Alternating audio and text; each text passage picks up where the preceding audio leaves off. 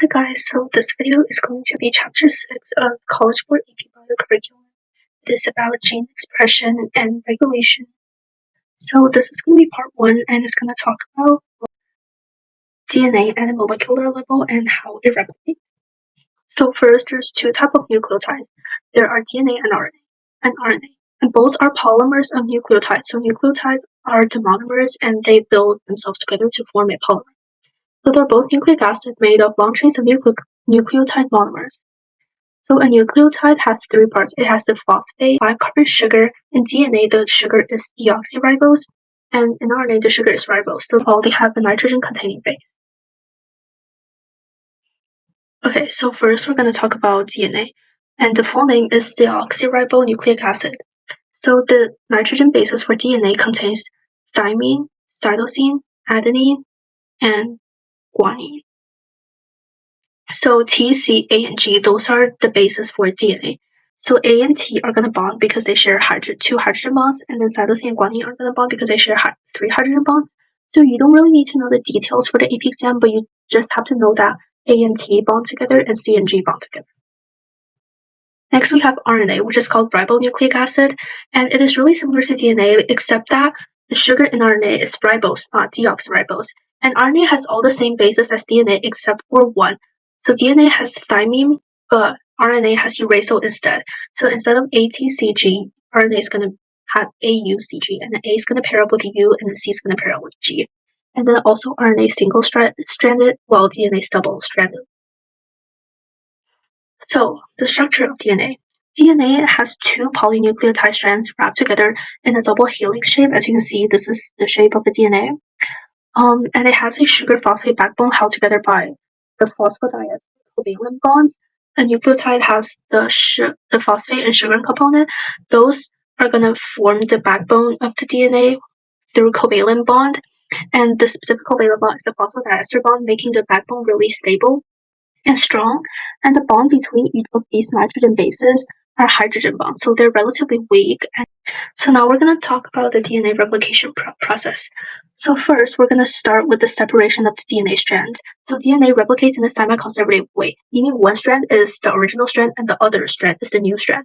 So that's why it's called semi-conservative. So now we go into the specific process.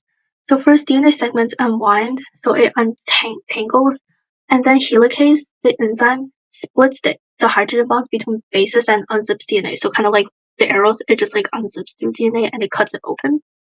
And then basically primase makes a short RNA primer because DNA polymerase, which is the enzyme that will add on DNA nucleotides to the template strand, can only extend the nuclear chain. They cannot start one. So that's why we need primase to first put on some RNA complementary nucleotides, and then we have the DNA polymerase adding onto the DNA. So DNA polymerase then adds complementary nucleotide to the parent strand. So this is the process. After they're cut open, these will be the new nucleotides that DNA polymerase adds onto the template strand. So this will be the newly built strand. So as you can see, this is semi-conservative, this is the original strand, and this is the newly formed strand. And then these are just all like a bunch of detailed enzymes that you don't need to know them for the AP exam. But in the end, DNA ligase will glue the backbones together. But now here's a problem with the DNA replication.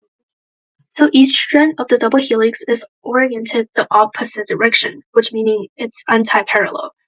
So one strand will be facing like the right side up direction, while the other strand face like the upside down direction. So prime numbers is refers to the carbon in the sugar. So each DNA has two ends. They have the 5' end and the 3' end. The 5' end is the phosphate group as the end, and then the 3' end means the end has an OH group. So if the parent strand, so one of the strand is going to have 5 to 3, and then the other strand is going to have 3 to 5 because they're parallel. So basically, DNA polymerase can only add nucleotides to the 3' end. So meaning a parent strand can be only built from this direction. And that also means the daughter strand can only grow from the 5' end because they're anti-parallel. So therefore, only one daughter strand is made continuously, which is the leading strand. So once they separate, only the parent strand with the 3' end as its starting point can form continuously because DNA polymerase can add stuff onto the 3' end, and that is called the leading strand. The other strand, which is the parent strand that goes from 5 to 3, is the lagging strand, and they're made in a series of short pieces called Okazaki fragments, which are later connected by DNA ligase. Because they cannot just form so this would be the lagging strand. DNA polymerase cannot build this way, so instead they have to build this way. So essentially, you have to know that DNA polymerase can only move from the 3' end to the 5' end, and the daughter strand can only be made from 5' end to 3' end. And the parent strand that has 3 to 5 is called the leading strand. The one that has 5 to 3 is called the